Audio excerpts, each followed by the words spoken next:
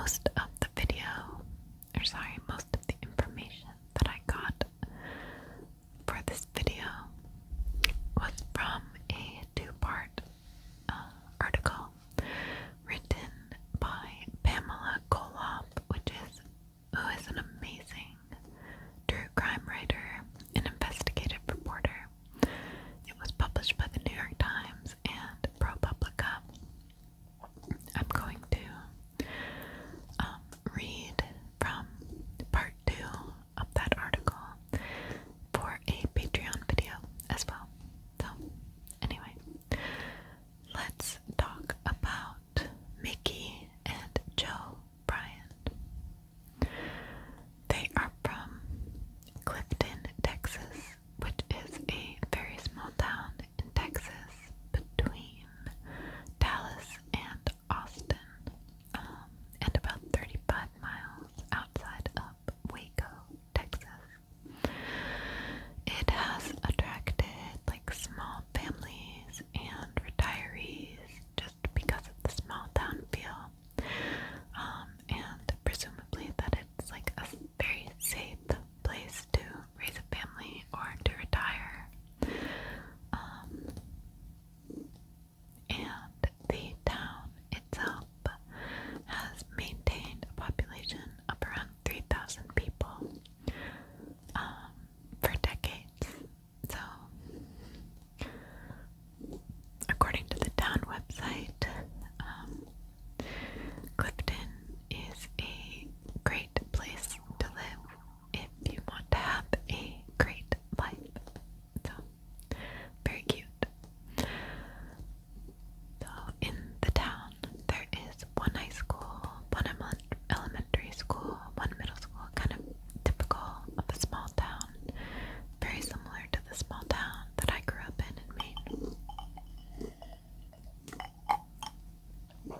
And in 1985, Joe Bryan was the principal of the high school, and his wife, Mickey Bryan, was the 4th grade teacher at the elementary school there. Both were beloved and respected by their community, their colleagues, their students, the students' families. Mickey, who was 44 years old at the time, had grown up in the town and was actually Miss Clifton High School when she went to high school some 30 years prior.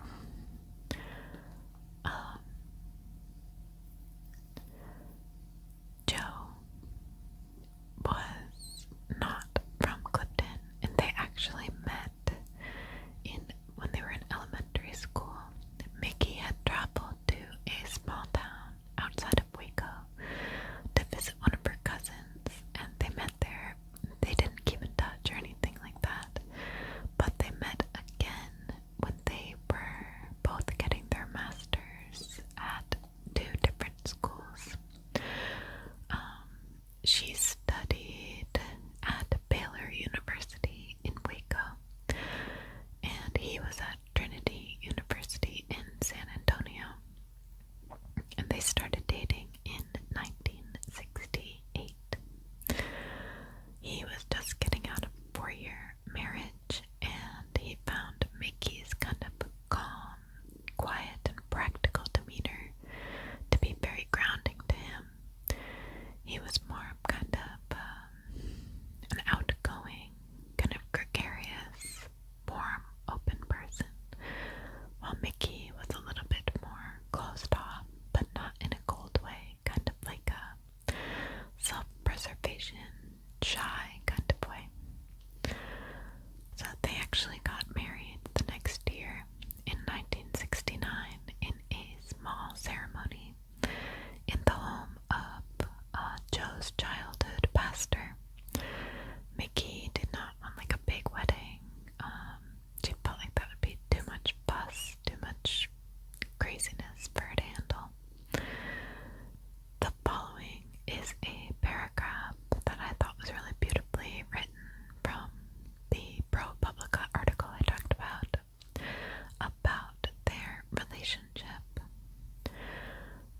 and shared a common sense of purpose.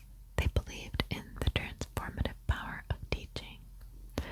And when they moved to Clifton in 1975, after Joe was offered the job of principal, they immersed themselves deeply in the lives of their students. If families' budgets fell short, Joe and Mickey stepped in, quietly paying for hot lunches, senior trips, and new clothes. Together, they devoted part of each summer to devising lesson plans for Mickey's incoming fourth graders and brainstorming new ways to reach her most reluctant learners. In the evenings, Jo often sat beside Mickey and helped her grade her papers. They were different from they were different from other married couples. A number of women who knew them noted appreciatively. Mickey and Jo seemed more like a team. They both loved being around children, but were never able to have their own. An immutable fact of their marriage that seemed only to draw them closer. Nearly every evening they went on long walks around Clifton, where it was common to see them strolling hand in hand down the town's wide residential streets, absorbed in conversation. So to me, that sounds like a loving relationship, a healthy relationship, and honestly, the ideal relationship. They were a team, they loved each other, they hung out together, they worked together. On October 15th, 1985, at 7:15 a.m., Susan Keene, a fifth grade teacher, noticed that Mickey's classroom was dark and that the door was locked. This was unusual because Mickey was normally very much on time, almost obsessively on time.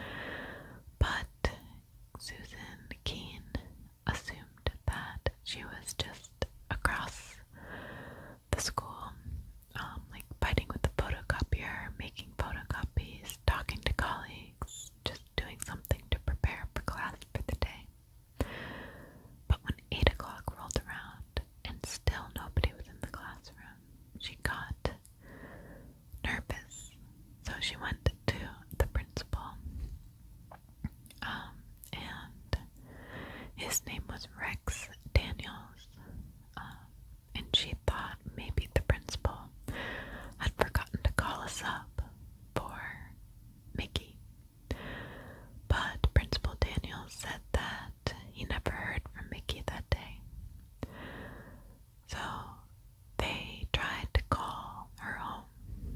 Nobody answered. And they knew that her husband, Joe, was at a conference for secondary school principals, and he was about 120 miles away. They tried to call Mickey's parents, and her parents said that they had not heard from her that day, but they had seen her the night before when she stopped by their house, and they said they would go check on her. But Principal Daniels wanted to go check on her too, because he really felt that there was something wrong, something very wrong, because it was very much out of character for Mickey not to show up to school.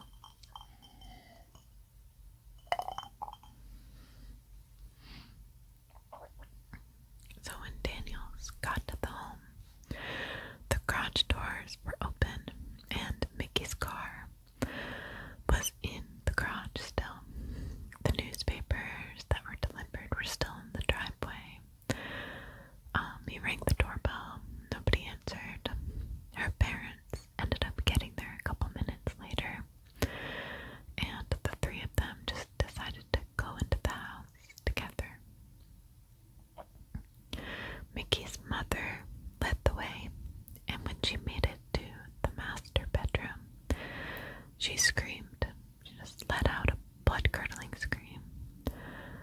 And when the other two men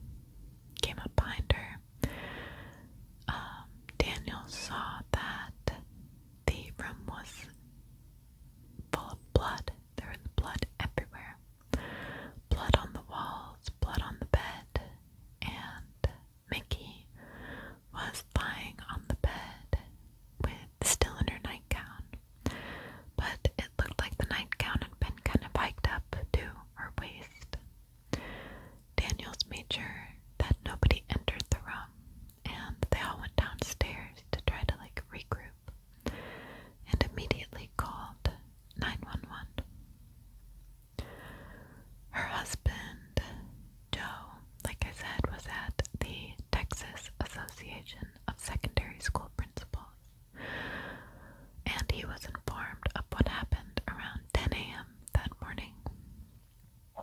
Witnesses say that he was absolutely floored by this information.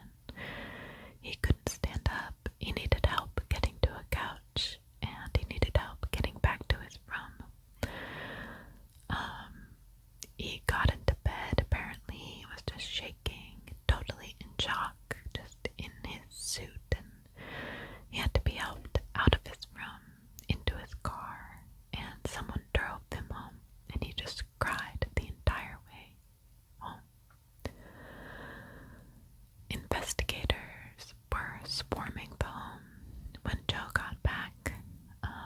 They asked him some questions, but the most important question they wanted to know was whether or not he had a gun in the house.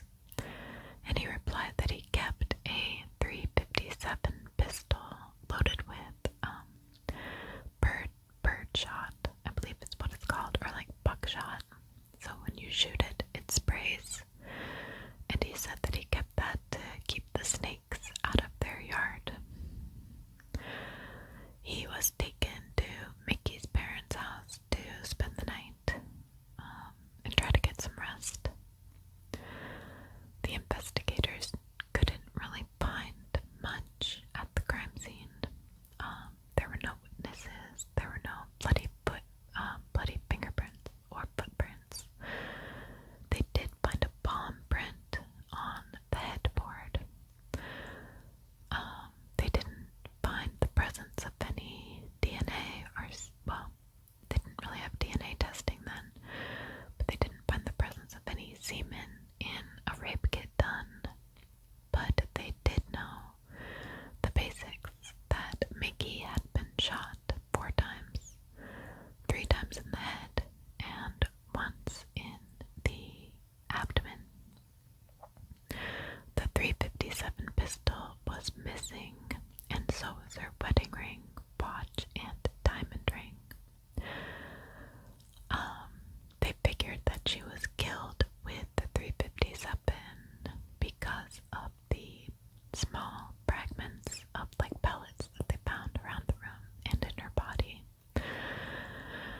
So all of this looked like a burglary gone wrong, especially since she was killed with the gun that was kept in her house. So either she tried to protect herself with it and it was wrestled away from her, or whoever came into the house either knew about the gun or saw the gun and used it against her.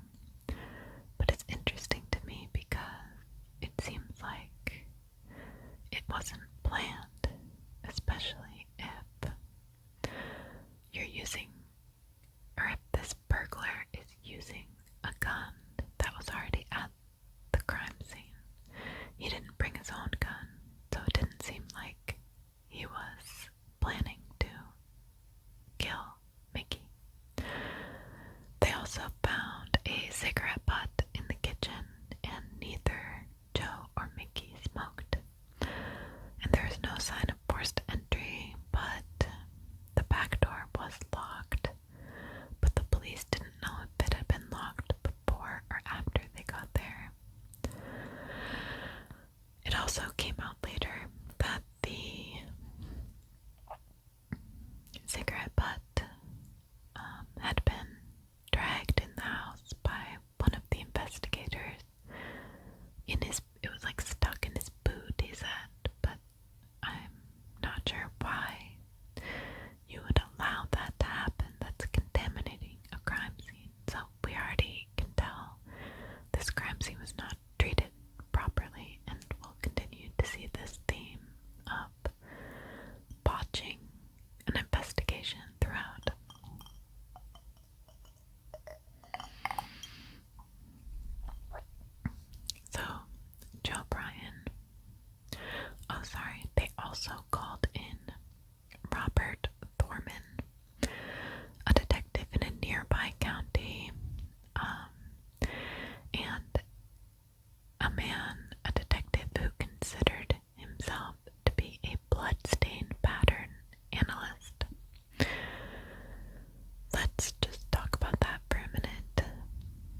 he's not an expert. He just took a class, a 40-hour class on bloodstain patterns, and because he took this class, apparently that made him an expert on blood splatter analysis. So let's just keep that in mind. He didn't find much at the crime scene, but he is a recurring character in this story. So Joe Bryan was asked to come in for questioning. He told the detective that he had last spoken to Mickey the night before at 9 p.m. He said he had been watching the Country Music Awards in his hotel room at the conference, again 120 miles away, and that she was grading papers or doing some averaging of grades for her fourth grade class. And she seemed in good spirits, nothing out of the ordinary. The previous day, Joe had told police that there was a metal box in the house containing $1,000 in emergency cash, but the detectives told him that the box was empty, and it looked like it hadn't really even been disturbed. It was still really dusty, and there were no fingerprints, and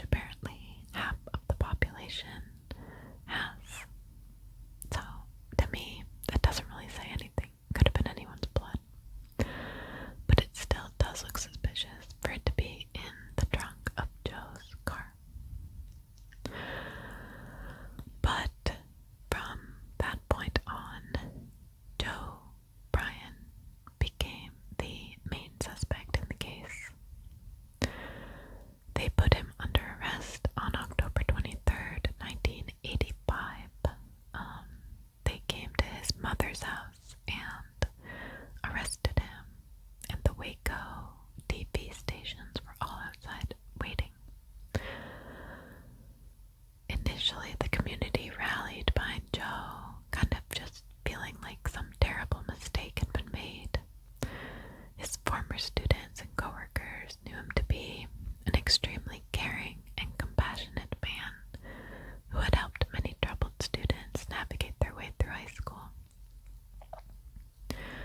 Many of the Bryan's friends and coworkers were brought in for questioning over the next couple of weeks, and one of them was the woman who noticed that Mickey was missing, Susan Klein. And at the police station, she said that the first question she was asked was whether or not she felt that Joe was effeminate. They were asking her if she felt that Joe was gay. It was very confusing to her and to me as to why they would be asking something like that, and why it even would matter.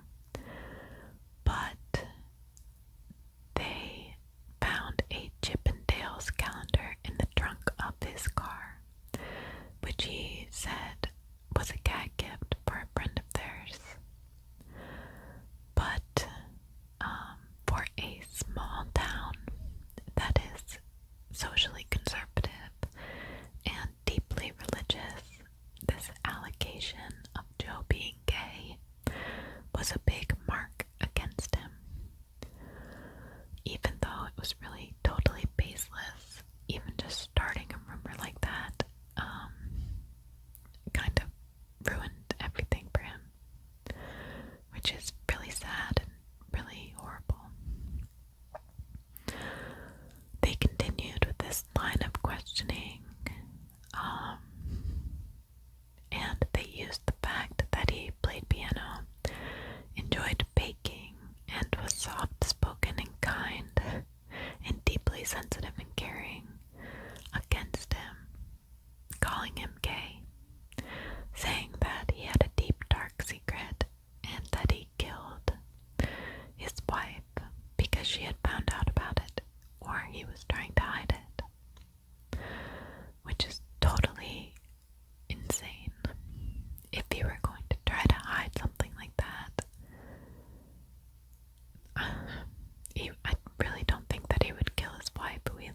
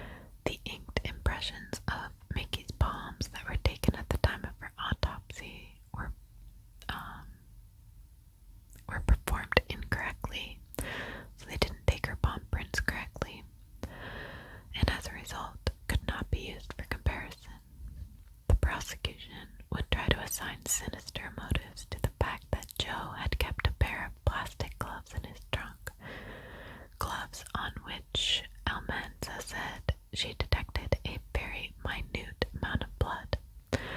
But the gloves, the clear disposable type that were dispensed at gas station pumps, looked clean and unworn, and there was not enough blood to yield even a blood type.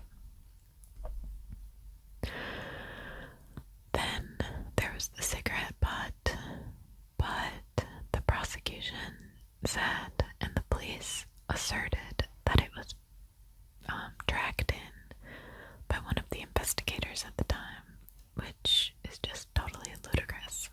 And it was never tested for DNA later on. The biggest obstacle for the prosecution was to prove how Joe got from his conference in Austin after calling Mickey at 9 p.m., drove 120 miles to Clifton at night in the pouring rain, and Joe had an eye condition that made it difficult for him to drive in the dark, let alone the dark and the rain. So how did he get there? Shoot his wife, throw away the pistol and the jewelry, but keep the flashlight in his trunk. And why did he need a flashlight anyway? He could just turn on the light. All with the time to clean up, not leave any blood in his car, and be bright-eyed and bushy-tailed at the conference the next morning. It makes no sense. Also, there wasn't even a single eyewitness seeing him leave the hotel or anything like that. From the same article, this is how the prosecution argued their case. He testified that a pair of Joe's discarded underwear, which was stained with semen that matched Joe's blood type, was moist when the investigators found it in the wastebasket of the master bathroom, implying that Joe had been in the home not long before Mickey's body was found. Willie, who is the police chief, conceded that he had made no mention of the stain's wetness in his report, though he insisted that the underwear tended to stick together. Sorry, this is gross. Almanza, the crime lab chemist, was unable to substantiate that they had been moist. Still, the word moist became the prosecutor's favorite rhetorical flourish, as they called jurors' attention again and again to the semen. They made references to the Chippendales calendar with equal enthusiasm, darkly suggesting that Joe was not the upright citizen he claimed to be. It's evidence of a kind of perverted behavior, McMullen told the jury. The state's innuendo-laced language was a powerful tool at a time when AIDS was a relatively new and little understood public health threat, and in a place where, under state law, gay sex was still considered a criminal act. Prosecutors' insinuations also provoked a broader question. If Joe was concealing the very nature of who he was, what else was he hiding? In the absence of any solid evidence that placed him in Clifton at the time of the murder, they shifted their focus to discrediting Joe himself.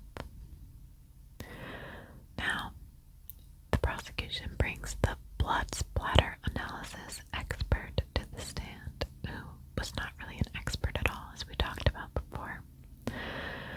He testified that the blood found on the flashlight was a classic case of back splatter,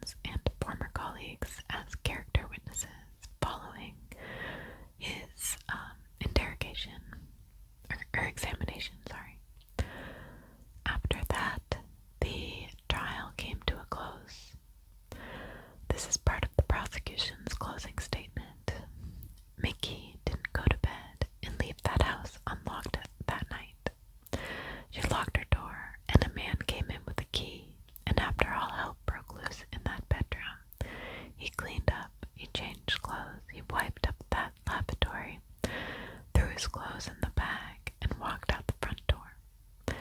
Then he went right back, walking in the front door of the Hyatt Hotel, whistling Dixie. The other thing is, so two things that I'm sure you've already been thinking about. Why would he leave, like, evidence in the trash can of his underwear? And why would he keep the flashlight in the trunk of his car? How do we even know that what was on the flashlight was blood? Because I certainly do not trust these people. After only 4 hours, the jury had to come to a verdict. They found Joe Bryan guilty of murder with no evidence. How do we let this happen to people? How can a judge who's been through law school, who was appointed a judge, that's supposed to mean something, how can he watch this trial happen and allow it to go on? It doesn't make any sense to me. So in 1988, the conviction was actually overturned on a technicality that I won't go into because I don't 100% understand it, but there's some kind of evidence was admitted that shouldn't have been admitted, so they decided to retry him in 1989. But it was too late. Everyone already thought that he was guilty. It took place in the same town, and instead of 36 character witnesses, now they only had 5, because everyone thought he was guilty, because everyone trusted the court and they trusted the law. So he was found guilty again, and he was sentenced to 99 years in prison. So he spent 33 years in prison. He was finally released in March of 2020, March of this year, maybe the only good thing that happened this year. He had first become eligible for parole in 2007, after serving 20 years in prison. In the following years, they denied him parole on 7 different occasions, despite his amazing disciplinary record. He even helped other inmates in jail get their GED and study and things like that. He has a congestive heart failure heart condition. So he assumed that he was just going to die in prison and that would be that. But for an unexplained reason, he was paroled this year. So he's finally out of jail. So yeah, he spent 33 years in jail for a crime that he did not commit, for a crime that had 0 evidence. Really tragic. Really tragic that Mickey's life was taken from her in such a violent way, and then his life was taken from him for no reason. Okay, that's all I have on this story today, but on my Patreon I will be posting another video with just some more kind of details about the case. So, thank you guys so much for watching. I appreciate all of you, and I hope you have a great morning, afternoon, or evening. Stay safe and take care of yourself.